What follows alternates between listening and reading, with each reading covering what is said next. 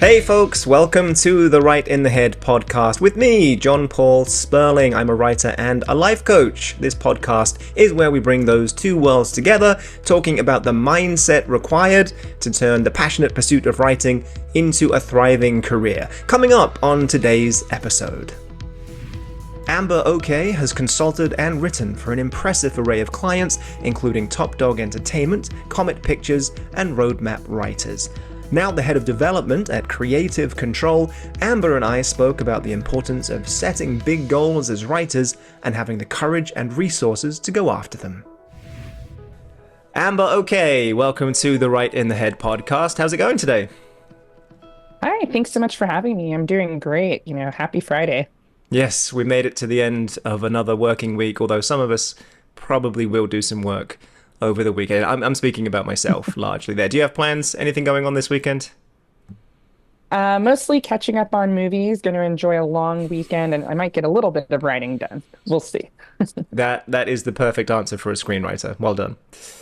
So let's dive in. This conversation is one about, well, there's kind of two parts to this conversation. So I'm very interested to hmm hear, firstly, about your journey so far. And I mean specifically the fact that you are one of the writers who I know who has actually secured quite a decent amount of paid work as a writer. And I know a lot of writers want to know more about how that's possible. Where did you hmm find those jobs? What did you have to do?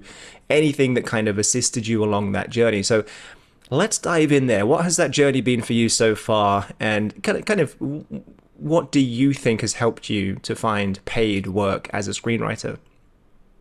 Yeah, well, I did originally go to school to study English to become a teacher.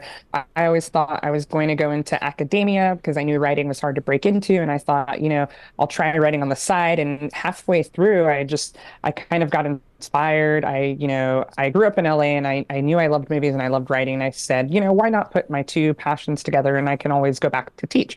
So I switched to creative writing for my degree. And I came back to LA and started working as a copywriter. And I think that's really kind of where things took off because I was back here in LA. I was doing the copywriting job during the day and I started taking film classes because I knew I wanted to get more into that world.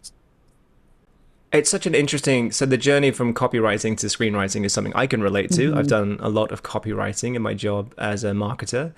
You also hmm secured some work for a podcast, and I'm forgetting the name of the podcast now, but there was a podcast that was Yes. looking for screenwriters also. Tell us more about that. That Mhm. sounds super fun. Yeah, so that came about. So I had already done some work as a screenwriter before, primarily on short films and web series. And they were looking for, people who had that background in screenwriting and also in copywriting. So that was great. And during the strike, they said, hey, we know this is one of the few things you can still do is narrative podcast writing. And so that's how they got a lot of people on their team. It's an Indian-based podcast company, and they expanded to the West. And so they had a lot of different genres of show, everything from fantasy to romance to action adventure. And it was super fun. I got to write on two shows. One was a fantasy show, and then one was a Western. Super cool. And what was the name of this company? It's called Pocket FM. Pocket FM. Okay, I'll throw a link in the description. They sound like an interesting company to follow up with. Where did you actually find out about these opportunities? Because I think that's one of the biggest questions is where do we go to look for Yeah. work opportunities as writers?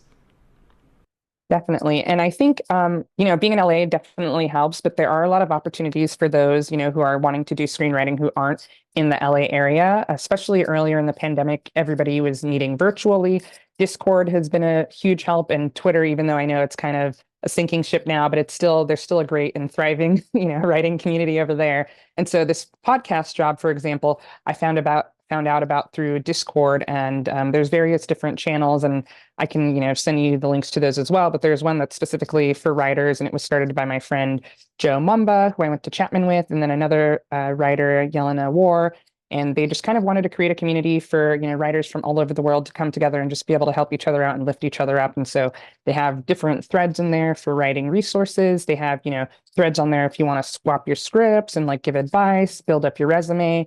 And so I was in one of the threads for job opportunities, and they, posted that, hey, we're looking for writers. We'd like screenwriters and copywriters. Send in, a sample. We'll have you do a writing test. And then it kind of just took off from there. I love it. I love it. You make it sound easy.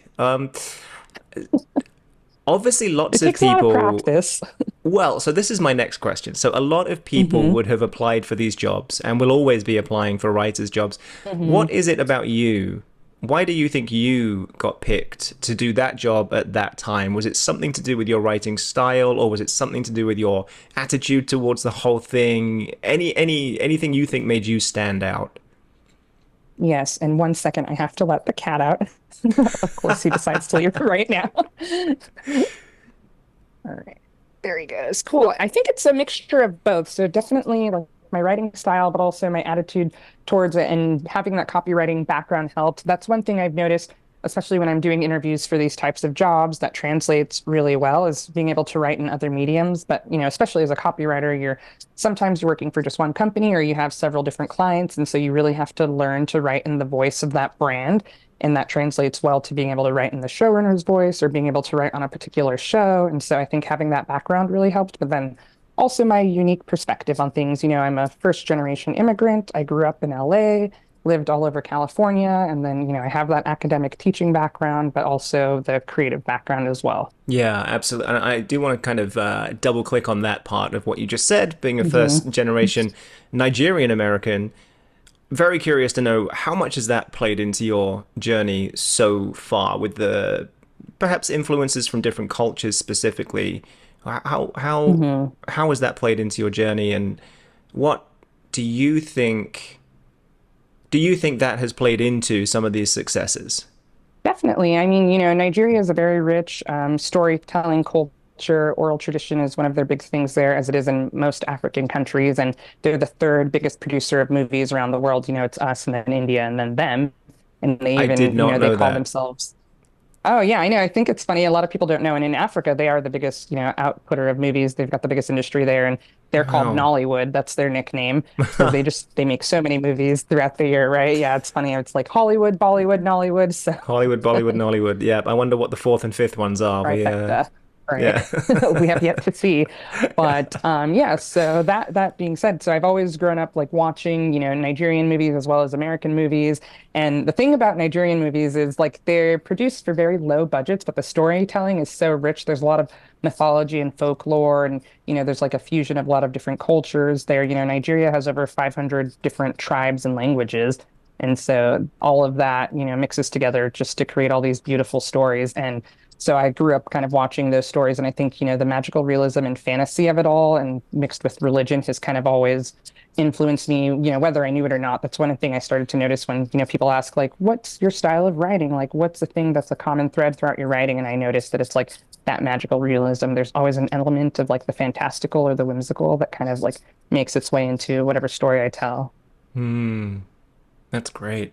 And it comes from such an organic place for you. I can tell that. And I think that's Mhm. something that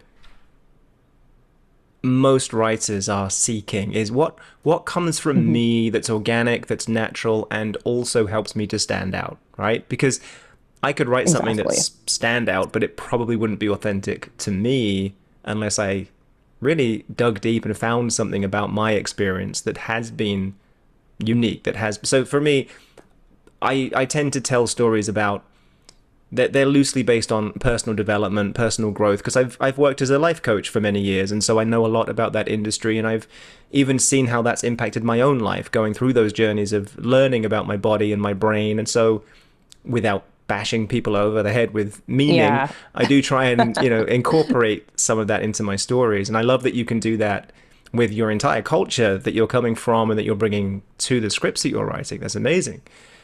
You said something a few minutes ago that it was a combination Mhm. of your writing style and your attitude that has helped Mhm. you.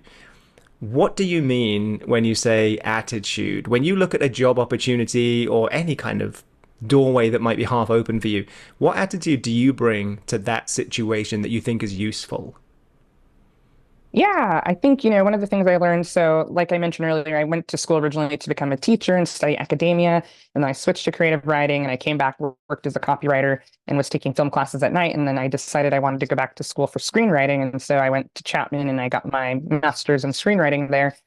And I think one of the most important things that our professor said when I was there was, even though you're creatives, it's called show business. You have to learn the business side of it. So go work in a management company, work in an agency, learn the lay of the land and learn who the big players are and how the industry works. And that will just, help you become a more well-rounded writer. And, I think it was definitely true. That's exactly what I did when I came back to LA. I got a job as an assistant at an agency. But, one of the other things they told us is kind of, have the attitude of no job is too small, especially when you're just starting out. Sometimes it feels a bit soul crushing when you're like, oh, I'm getting this person's coffee or I'm restocking the fridge. But, it's kind of like you got to pay your dues a little bit. But also, it's just like everything can be a learning experience. Like if you're going to get coffee for a person and you're going to deliver it to them, you can take that opportunity to ask them, what they're up to, what scripts they're reading that they like, what projects are they excited for. And so you kind of get to know that assistant or that agent, on a personal level, and they like start to get to know you as well. And they think, oh, hey, like I know this person is working for me, but I know this isn't the job they want to have for the rest of their life. Like I'm going to ask them like what they want to do and how I can help them out. And I think that's one thing that got me really far. Like even if I wasn't experienced in a certain, skill set, I was able to just connect with people on that personal level and just bond with them. And they see that I'm a really hard worker. And so they want to help me get to where I want to be. And also, you have to learn to roll with the punches, be flexible, be adaptable. Yeah, yeah, yeah. It's kind of increasing your visibility in some ways, isn't it? You're just having more Mhm. conversations with more people in the industry so that you're on more people's radar. I guess that's what it comes down to. Exactly. Yeah. Yeah. Now then, this is a curveball. I don't think we've Okay. discussed what I'm about to ask you, but I do want to ask you because you've mentioned a couple of times you studied at Chapman, you studied screenwriting. There's a lot of debate online in writers' groups. Is it worth studying something like screenwriting? Is it worth going to a film school? It's very expensive, or at least it can be. And to my knowledge, there's no guarantees. As somebody that did study this, what's been your experience so far? Has it opened doors for you? Do you think overall it's net positive or net negative? Yeah, I think I'd say overall it's net positive. It's not something that is, necessary. If you want to become a screenwriter, you absolutely don't have to go to school for it. There's so many books on screenwriting out there, and there's so many, groups that work on writing, have writers' workshops, that you can connect to via Discord or even Twitter and Facebook or any other social media. If you don't have the money or the resources to afford school. For me, I did it because, like I mentioned, for undergrad, I was studying to be a teacher, and it was only halfway through that I switched to creative writing. I didn't even know you could go to school for screenwriting, or I probably would have done that first. And I chose Chapman because of their proximity to Los Angeles. And also, I really liked, what they were focusing on at the time in their program. They did a little mix of TV writing and feature writing, and they were really about just having your core group that you go into the program with and like working together with them. And I had such a great group. At the time, we were the largest group that they let into the program. And a bunch of us moved out here to LA together, and we still help each other out. We, get each other jobs. We work on each other's short films. We still give each other notes. Like I have my same 6 people that I go to whenever I need notes on something if I'm not in a, active writers group. And it's just been so instrumental because it's like they know me as a person. They know me as a writer. They know, my weaknesses and my strengths, and they're able to like help me get better and better each time. And I do the same for them. And yeah, I think there's lots of extension programs. Again, if you can't afford to like go to a full, 2 year or 4 year, program, they have UCLA extension, which just happens over the course of months. They're less than a year long. They have summer programs and things like that. When I first started trying to teach myself screenwriting, I just got a book, the Sid Field screenplay book, which teaches you the basic structure of a screenplay. I also got a bunch of old screenplays because you can do that. You can get that from the library. You can get a library card for free. If you're in LA, you can go to the Writers Guild Library. You can't take a script home with you, but you can go, read the script there. And that was really helpful just to see. And then also, yeah, just like talking to other writers and, my professors in undergrad who had no idea like what a screenplay looked like, but they were like, I know these are the basic beats of storytelling, so this is what every story should have, and just starting from there. Yeah, and I'm guessing one of those people that you're still in touch with is Devon Founds. That's how we Yes. connected. The wonderful Devon Founds. Shout out to Devon. Yeah, what's up, Devin? She's so great. So we were in the program at the same time together, and Now we're both out here in LA. We play in the same writers softball league, and we kind of have similar writing styles. So yeah, it's been really exciting to like watch each other, come up in the industry. Yeah, I'm definitely following up with you and her about the softball league. That sounds great. I'm going Yeah. to be joining you Come there. through to a game. We could use more players. I know I will be there for sure, and I will bring my Love very it. British approach to the sport. So I'll probably bring a cricket bat, but we'll see Oh how it my goes. God. That would be amazing because I've always wanted to learn cricket, and they do have cricket games here in the Valley. So I we can did hit not. one They up play after cricket softball. in the valley. I did not know They that. do. I just found out about it and I was like, oh, I'm going for sure because I Okay, want to see this in okay. real life. Yeah. I I'm follow seeing rugby something too. So coming together here. There's some yes, softball cricket exchange program going on or something. I love it. There we go. Now I Cultural want to exchange. Yeah. cultural exchange. I love that. The Brits bring cricket to LA. That's great. I want to ask you about. I've spoken to you briefly about your goals as hmm a writer and as a producer, and I know that you want to start your own production company and tell certain stories. I think it's so important for writers to have these big, audacious goals. Where does that come from for you? Has that always been the way you are, or has that been drilled into you by a certain person or a certain turn of events in life? What got you to think so big about where you're going with this? Big goals, yes, I've always had. I think, I've kind of pivoted to where I wanted to see myself ending up in the industry just in the last couple of years. And I guess to kind of continue like my background, so the last thing we stopped at is I graduated from Chapman. They said go work in an agency, and I did that. And while I was there, I was there for almost 2 years. I got to, help do coverage, help train interns and assistants around the self-tape room. And so I got a little bit of directing and camera experience with that. And just kind of got my hands on everything, which was super fun. And when I was there, I got nominated for a college Emmy, and I ended up, they were going to have this ceremony for us at the TV Academy. We were going to meet these executives, these producers. And so I was like, okay, bye bye agency job. I'm going to go focus on writing. And so I left to do that. And that was March 2020. So did not go as planned exactly. But needless to say, I ended up, being able to go back to copywriting and work from home. And so at the time, I had just gotten a manager who ended up getting me set up with an agent. And so I was thinking, oh, I really want to be in a writer's room. I want to, work my way up and become a showrunner. And it was a really fun, interesting, cool introduction to the TV side of things. But, I'm sure as you've noticed and as the industry as a whole has kind of noticed, like that system is broken. And, after a while, I did get some writer's room experience mostly in web series. But I kind of realized, showrunner is not what I want to do. Like I do love the storytelling aspect of it and the producing aspect of it, but really I want to be able to help, my friends and other people coming up after me be able to like bring their stories to life. And so just from interning at production companies and being an assistant at production companies, and I kind of started to realize like, oh, this is the way I could do it. Like if I can create my own production company, I can help, bring about these stories that I want to tell because I'm not really seeing, a place where that like need is being filled. And so I'm going to do it myself. Yeah, I love that. Having that vision and that, wait, there's a gap, why don't I go and fill it? That kind of, it's almost an Mhm. entrepreneurial instinct, I think. That's what a lot of entrepreneurism is. It's, wait, did I just say entrepreneurism? Is entrepreneurship? Okay, I'm just making up Yeah, words. I was picking up what you're putting down. Yeah, yeah, entrepreneurism. Why not? So it's seeing a gap in the market, and instead of Mhm. complaining that it's not possible to do something, it's how can I fix that? And is there enough of an audience so that if I fix it, a bunch of other people are going to be grateful enough to buy my product or service? That is essentially being an entrepreneur. You're a problem solver. Wow. So I never thought of it like that. it's so true when you think about all of the biggest, sort of most innovative creations of our time. It's people that looked at a situation, they weren't happy with it, and they thought, we must Mhm. be able to do better, rather than just complaining about it.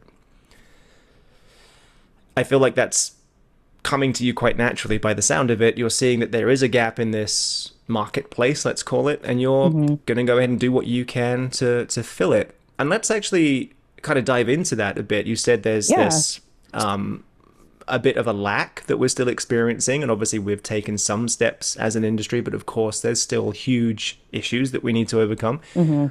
What are some of those important issues that you're hoping to deal with when you, let's just say it's 5 years from now, production company up and running, making movies, TV shows, whatever you feel Mhm. like. What kind of stories are you telling, and why?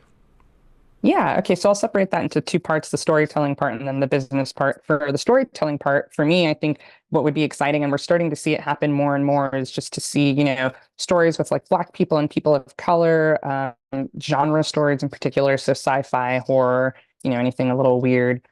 With those like types of leads at the front of those stories, I think we're realizing, or I think, people of these communities already knew, but like the wider industry started to realize like, hey, there is a market here. There's money being left on the table. Like people will go to the movies and will watch these shows with these characters at the forefront of them. So we should like, pay attention to that and make more of that because obviously for them, the bottom line is money first.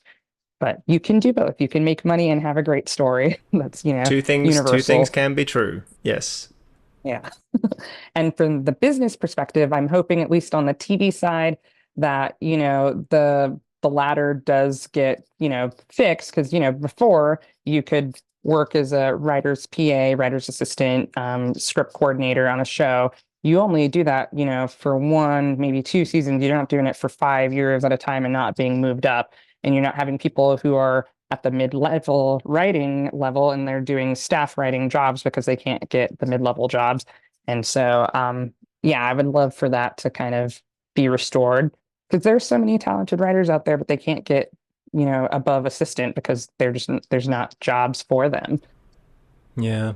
And what would you say to those writers who are maybe feeling like, I want to make an impact with my work, but at the same time, if I write something that's a bit too out there or borderline preachy, then it's not going to work out too well. So really, I should just stick to the stories that everyone's buying at the moment. That's kind of a conundrum, isn't it?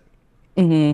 Yeah, I would say you could do both, and you don't really have to compromise. Like you can have your one commercial script that will, open doors in that line, but you should really write what you're passionate about. For me, like one of my scripts that was kind of my calling card, it never placed in any screenwriting contest or fellowship or anything like that, but that's the one that's gotten me the most meetings, that's led to me, getting showrunner meetings and things like that. And I met at all the studios with that script. And I just wrote that one because that was a story that I wanted to see that I thought like me and my friend would watch. And like now I'm adapting it as a comic because like I said, I met at all these studios, but they were like, hey, we're only buying IP, but like there is a market for it. And so they were like, yeah, go write it as a short story or something else first and then come back to us. And so and on top of that, even if you write the script and you're like, oh, no one could ever make this, this is too out there, this is too crazy, like those are the scripts that really show off your voice and that get people excited to see what else you have.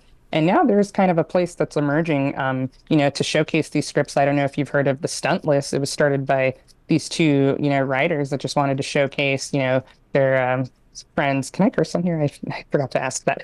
Okay. Like their fuck it scripts. You can absolutely curse. Yeah, no problem at Okay. all. I'll decide in post production whether I want to bleep things out, but in the first instance, go ahead, let it all come out. Okay, got it. So yeah, to them, a stunt script is kind of just like a script that you write just for fun that's like impossible to get made. And, like one of my friends, he loves the Resident Evil franchise. And so he wrote one for that and it got showcased on there. And like, I think that's been such a great resource for writers. It's, on Twitter and they also have their own website and they create these fun little graphics for it. And a lot of people have gotten, jobs out of it. They've gotten optioned, they've gotten signed. And so it's like, oh, it's so cool to see. It's like there is a place like there are people that want to see these original stories and we're kind of showing the industry like, hey, we're here, we exist, and people want more of this. And so now they're starting to pay attention.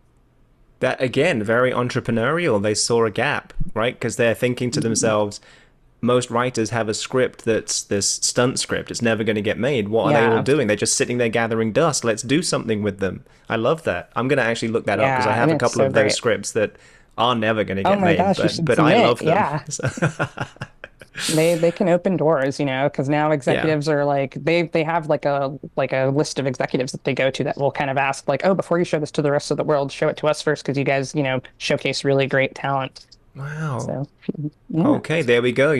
That's another great recommendation. We're going to add that to the description as well. People are going to be watching this episode just not knowing where to click first. This is Yeah. great. So, coming back to being ambitious, being driven, having those big goals, I'm always curious to ask people about this because I'm that way as well. And what I've learned is it's great to have those long term goals because it enables you to kind of zoom out from the day to day, which there could be swings up and down on days to day. And if you're just Hmm. focusing on the short term, then you could get either extremely manically happy or kind of low, depending on how your day Yes. goes, right? But if you've got that long term goal, you can just kind of pay attention to which way you're trending. Are you heading in the right direction? And I think that's something that's brought me a lot of peace. So, question to you, what do you do to balance having that long term goal with staying motivated, sort of in that intermediate term? Do you set yourself kind of milestones? Do you have any smaller steps along the way that you're hoping to achieve on the way to running a production company? Yeah. And before I answer that, I kind of want to dive into what you said about like having the ups and downs, because that's one thing that one of my professors, would always tell us as well. They're like, this industry is so sporadic, like you can be on top one day and then at the bottom the next day. And so you shouldn't tie your worth, as a writer, as a person to like your quote unquote success in the industry. Or to like what's popular right now, what they're looking for, what the marketplace is looking for, because it's always changing and you can't really chase that, without running yourself dry. And so I kind of like love that attitude. And that's like one thing that I took on too. And it's, I think, hard at first when you're a newer writer, especially when you get like a little taste of success and then, you could see it go away so easily. Like I have so many friends that have gotten staffed on a show and then, they're like, great, I got my first staff writing job. This is going to open the doors. And then like that second one, sometimes there's 2, 3 years in between before they get that next job. And it's like, oh, how do you handle that? Am I all of a sudden like a bad writer? And it's like, no, of course not. You're still super talented, but there's so many other factors that go into that. And so I think, just and obviously if we're passionate people, we love film, we love TV, that's kind of like our whole lives. But it's like I think it's nice to have other hobbies and other passions like outside of this. So you're not just kind of like doom scrolling, especially right now when there's like so much contraction going on and you're like, wow, is this, the end? And it's like, no, like the industry will survive and there will be jobs and there's always going to be room for great stories and great voices. But I think, it's nice to like be able to focus on other things sometimes when you kind of feel like the industry is waiting to put itself back together. So for me, that's like, softball and being able to like go to, I don't play rugby, but I love to go to a rugby game and to hang out with people and just be able to talk about that. um, and, even just like reading poetry and reading books. I love reading sci-fi and Ray Bradbury. And so that's been kind of a fun thing to be able to like take my mind away and still have that little escape. But in terms of short-term and long-term goals, I think, I kind of never really thought of it like that. But I mean, I think there's definitely like steps on the way, like, take on more writing, take on more producing. And recently I've been able to kind of get more experience as a producer and getting into distribution. I got, two of my friends, I got them distribution for their feature films. One was a documentary and one was a mockumentary. And hopefully those will be coming out and streaming either later this year or the beginning of next year. And so that was an exciting process to learn. And I think, and right now, I'm head of development at a production company and we're building out that department from the ground up. And so just being able to get that experience, because previously my work in development was as an assistant, as a coordinator, as an intern. And so being able to take on a more, hands-on role in the company and really kind of seeing how a whole department works on its own, I think will be really instrumental for me being able to run my own company. And so I think those are kind of the goals that I'm setting for myself as I like, acquire more experience and keep networking and building those relationships is just like figuring out how to run a company, what you need, what type of people you need to be working there, and just figuring out what kind of stories you want to tell and like how you can help champion those stories. Hmm, definitely. Yeah. Let's just talk briefly about that process of distribution. I think that's something a lot of writers Mhm. are interested in learning more about. It's been part of my journey because I've helped to develop a few projects and get them into Mhm. distribution. Specifically, let's go with the mockumentary because I think that is probably more of an interesting story because it's a Mhm. funny genre, isn't it, to try and get into distribution or to try and get any kind of attention. What was that journey like? Can you tell us a bit about the project and how you were involved and how you got to that stage of, actually securing distribution? Yeah, so I'll start by saying I am still very new to this and still learning as well. So I'm no I love the expert. humility. I love it. I love it. Yeah. That's great. But yeah, and that was again just going to mixers. I think a lot of like so many great opportunities that I've had is just from being around people who are, like-minded creatives and who are excited about the same things I'm excited about. There's a great mixer that happens here in LA. It's the first and third Wednesday of every month. It's run by Citizen Skull, which is a management company. They focus, I think, primarily on genre writers, but they do, all full service management. And yeah, they throw the mixers mostly on the east side, and it's just a space where writers, directors, producers, anybody can just come together and work with like development people and just get to know them and talk. And yeah, it's great. And so I went to one of those mixers and I saw these twin filmmaking brothers. And I was like, I need to be friends with them. They look like cool people. And so, we just started chatting and we hit it off and we realized we both like weird comedies. And they were telling me about a feature that they had, shot, wrote, and produced themselves and edited themselves. Like they did everything. They were total go-getters. And it sounded really, really funny. The mockumentary follows this girl group in the 90s that are, trying to be the next big thing. They're from the UK and it's super fun and like Very nostalgic. I grew Spice up in the Girls, 90s huh? listening to Spice Girls, exactly. So Yeah. it was a great time. And I was like, this sounds so funny. And they're like, yeah, we just, we're looking for kind of wider distribution.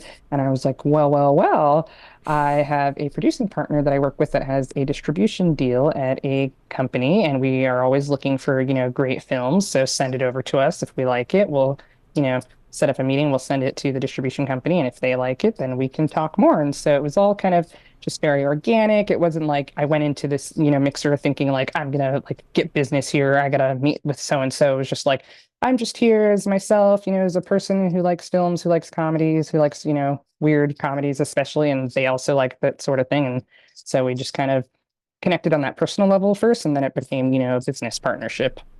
I love it. Amazing. What's the name of this particular mixer? Are you allowed to talk about this or is it super secretive? Yeah, no, it's called First and Third Wednesdays. Okay, So they have it the first because and the it's third held on Wednesday the of every first and month. the third Yeah. Wednesdays. That's clever. That's Yeah. good branding. Okay, Right. another It's like you link can to never forget include when it is. another link to Yeah, include in the description. We're stacking them up. I know. So very, it's so encouraging to hear these stories. You go to a mixer, you meet some people, you've got a partner that they might want to meet. Things happen. It's just you need to hear more of these stories. I think everybody does because, like you said earlier, if you just doom scroll, you could be forgiven for feeling like there's no more Hollywood. It's all burnt to the ground. We're all Mhm. doomed. It's so nice to hear. No, no, no. There's still opportunities. There's still people out there that are looking to develop projects, to buy projects. At the end of the day, we still need that content to be available. So it's Yeah. not going anywhere. It's just, yeah, a bit of a tricky time, perhaps. That kind of leads me to another question I have for you, which is obviously you're a very hardworking person and a positive person, and you seem to really balance that with just having a good time out here in LA. And you've got your softball and doing the mixes and watching movies at the weekend. What do you think is the hardest thing that you've had to overcome about this journey towards being a screenwriter, or even just at the larger scale, being in this business in general? What's the hardest thing that you've had to overcome, and what have you done to kind of deal with that so far? Yeah, I'd say, building the discipline to write, especially when the world is seemingly falling apart around you. Sometimes you're like, I just don't want to do this anymore. What's the point? But then you're inspired because like you go to like an art museum, you see a piece of art that you're like, oh my gosh, what if we never got to enjoy this? Like, what if that person never shared that with the world? Or you'll see a movie and you get really excited and you're like, oh, that reminds me of this story that's been brewing in the back of my head that I've been wanting to tell. Like let me put this down on paper. And just having friends, I think, that are in the industry helps a lot as well. So like my whole family, they all work in the medical field. They're all nurses. I'm the only writer, only creative one. And so I try to talk to them about it and they do not understand it all. And, my dad still is like, oh, when are you going to go to law school? Which I never was going to go to law school, but because I majored in English, he just assumed like you're going to be a lawyer. That's what you do as a Nigerian kid. You become a doctor, a lawyer, or, like an engineer, something like that. But I'm like, no, I'm going to write. Sorry to cut you off, but I heard a joke No, from that's okay. another friend of mine who was also Nigerian. He said Mhm. you have three options. If you're a Nigerian kid, you have three options. You can be a doctor, a lawyer, or a failure. Yeah, I there you go. That's one way to put it. I thought that was so funny, so funny. Anyway, sorry, I didn't mean Yeah, to cut you so off. I Go did ahead. not pick that. No, no, that's okay. So I think, but having other writer friends who are able to commiserate and understand where I'm coming from has really helped. And then in terms of like other big things that were like having to be overcome, I think realizing that I'm not a bad writer, I'm not the problem. Because like sometimes you could feel like, well, not that you're the problem, but you're like, you're working on all these scripts and you're like, oh, how come, nothing is going anywhere? Or like, how come I can't get staffed? Like I'm meeting with these executives and they're telling me the script is great, but then, I can't get into a writer's room. And for a long time, I was like, oh my gosh, maybe it's me. Maybe I need to go back to the drawing board.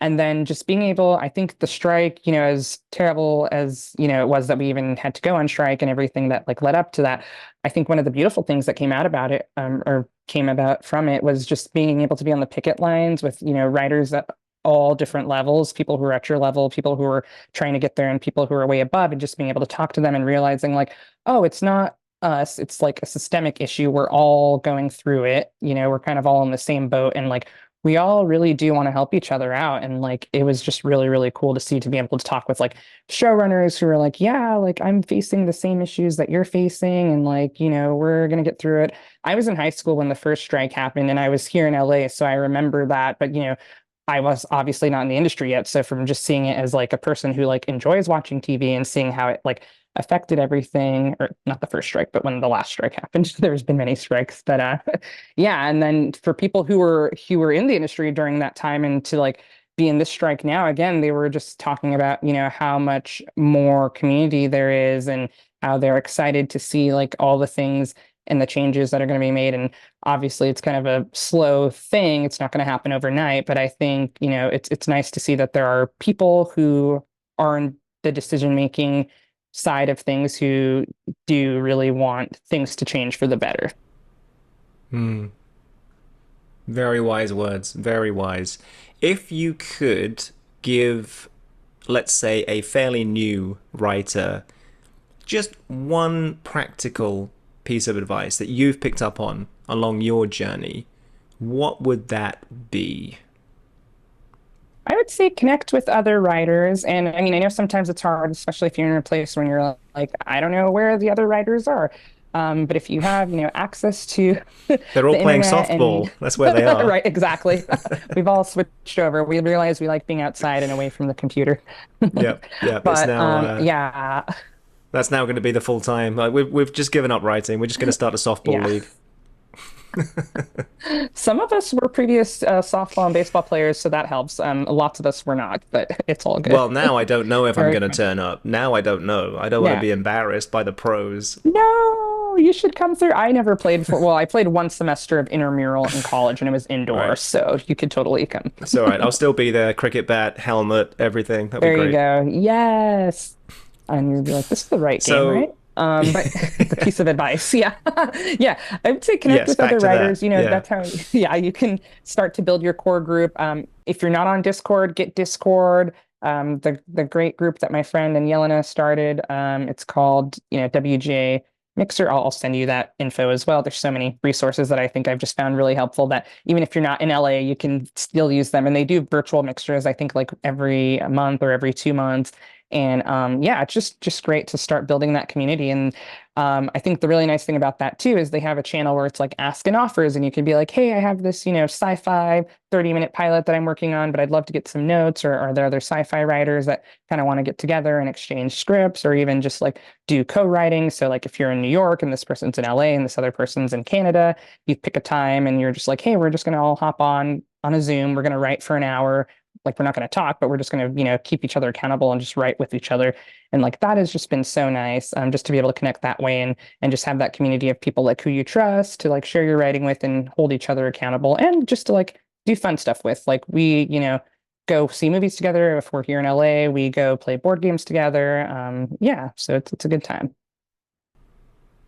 I think that there's something so challenging about this journey because we don't know what we don't know. There's not Mhm. one specific resource that has kind of a bullet point list of all the things you should do, all the places you should be aware of online and in real life. Maybe somebody should, now being back to the entrepreneur spirit, somebody needs to compile that research. I mean, people have attempted to do that with kind of step-by-step books on how to make it as a Yeah. screenwriter, but it changes so frequently, and they can't possibly put links to certain things like a Discord group or a softball game. Hmm. So it's about just keeping your ear to the ground and asking all of the types of questions I've asked you today. This is for the benefit of the podcast, but really these are the questions I ask when I'm just out in public meeting people. Like, where do you go online? How do you meet other writers? Because the networking element of this has been so important to me. And, you know, you hear the same Hmm. story over and over again. It is all about who you know, who you're connected to, not just for the success, but for just having a good time, for feeling connected to people. For sure. I think we should bring this one home because I've already got so much information from you that is so valuable, and I want to be respectful of your time. I could probably keep going for another hour because this has just been so much fun. I do want to let people know where they can go to just follow you, and we will try not to bury that in amongst all of the other links we're going to have to include. Yeah. Are you on social media? Do you have a website? Where can people go to learn more about you and your work? Yes, I am on social media, working on the website part yet, so keep your eyes peeled. But you can Coming find me soon. on, yes, exactly, to a theater near you. Yeah, you can find me on Instagram and on Twitter. I am Amba Zamba 23. And you can check the link because I won't spell it for you. Yeah, I think I've got it in one of your emails, so I'll just copy Yeah, paste and I'll just trust that you wrote it right the first time. yeah. We will include all of that in the Um, description and all of these other resources that you've mentioned. Thank you so much for doing this, Amber. You've been an absolute joy and just a font of information here that I can't wait to share with other people. I'm going to have to rewatch this and make notes just for myself. This was such a useful conversation. I think we should do a part two within the next few weeks or months, depending on schedules, of course. But for the oh, yeah, that meantime, sounds like a lot of fun. absolutely, let's hook it up. In the meantime, you take care. Thank you again for your time today. I appreciate you. Thank you so much for having me. It was super fun chatting with you and looking forward to doing it again.